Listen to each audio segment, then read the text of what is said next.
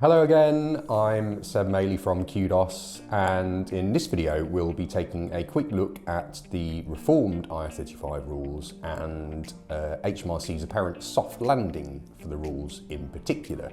In the 2018 autumn budget, the government announced that reform to the IR35 legislation would be extended from the public sector, where it was introduced in 2017, to also include medium and large organisations in the private sector.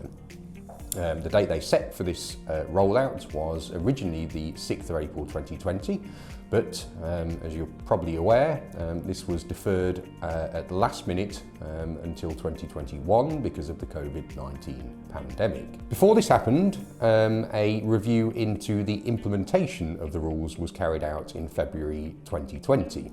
This review stemmed from criticism and backlash to the proposed changes, but the government made it very clear that the review would only look at how the changes were going to be rolled out rather than whether they were necessary in the first place. The output of this review was disappointing, to say the least. But one of the promises the government gave was that the reform would have what they described as a soft landing in the first 12 months. This was presumably introduced to reduce the private sector's fears of HMRC immediately conducting aggressive compliance activity. But what did it actually mean? Well, if we're honest, not a great deal. The soft landing that the government proposed was simply a promise not to charge penalties for any non-compliance in the first year after the introduction of the rules.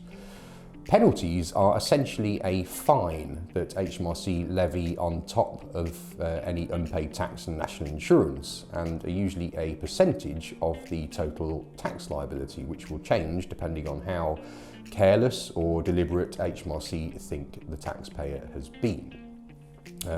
The problem with this was that a number of private sector companies misread this as meaning that there would be no tax liability for non-compliance.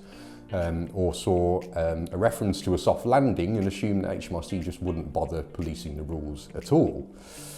However, by September 2021, so just 5 months after the change, private sector companies started receiving letters from HMRC, and we now have a number of open inquiries into firms across various sectors. The soft landing period will end on the 6th of April 2022, but the whole thing is largely irrelevant.